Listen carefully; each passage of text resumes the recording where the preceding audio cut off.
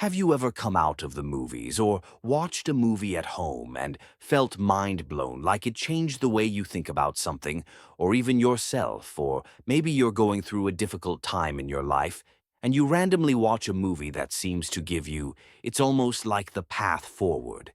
Perhaps it helped you see your challenges in a different light, make sense of them, and then find the right way forward in dealing with them. It could be a specific line spoken that you just can't stop thinking about, or the storyline opens up your mind to new possibilities. This is the power of film. Maybe you sat down to watch a movie, to be purely entertained, and you come away from it, reflecting on the takeaway messages for days, literally obsessed by the words spoken. I know Yoda from Star Wars has given us many takeaway quotes. Do or do not.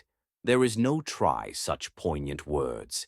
Now movies have the power to make us cry, laugh, or be scared and petrified.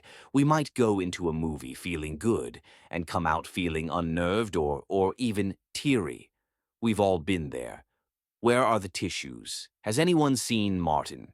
And if you're a dog lover, it really hits the spot, or you instantly start checking the locks and the doors at home. Anyone watched the Scream movies recently? But on a more serious note, we watch emotional movies. We release oxytocin, a chemical that can create empathy and emotion, and warning. This may lead to fluid leaking from your eyes.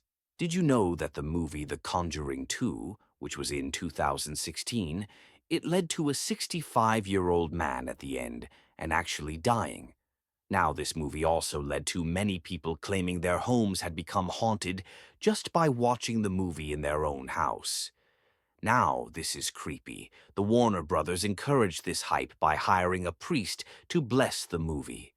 Set and come to screenings in the film to bless the audiences in the Philippines. So, what leads to our minds becoming absorbed by the movies we watch? Why do we jump or flinch when an actor is hit by a bus or something is thrown?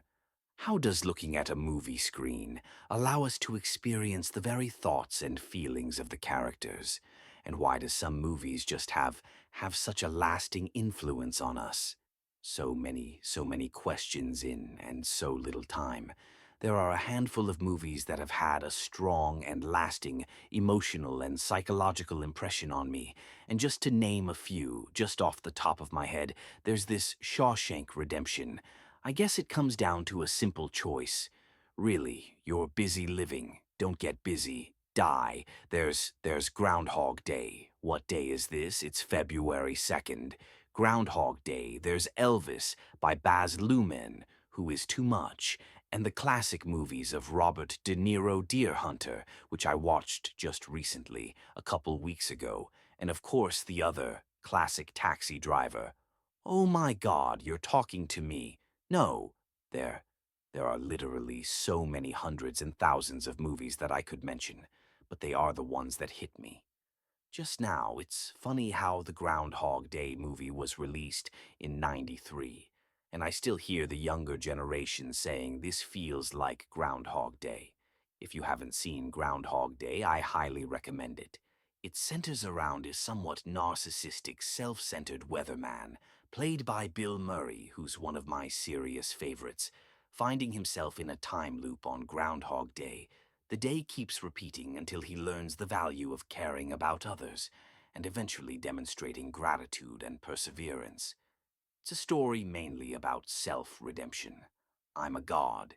You're a god. I'm a god. I'm not the god. I don't think, now they already mentioned movies and many more, have made me think deeply and feel for very different reasons. Now Shawshank Redemption has so many memorable quotes that hit hard too many to mention that here are a few that I can remember. If it's the best part, it's not just the older movies with the ability to invoke strong emotion and contemplation. Either the Baz Luhrmann Elvis movie has left so many movie stories shedding a tear with its emotional end scene. Now, I won't ruin it for those of you that haven't seen it yet, but I highly recommend you watch it. There's also the 2020 animated movie, Soul Must Have Been Sudden for You, and also The Father with Anthony Hopkins. What's the live in Paris? No, Dad. Why'd you keep going about Paris? She told me. No, I didn't. I'm sorry.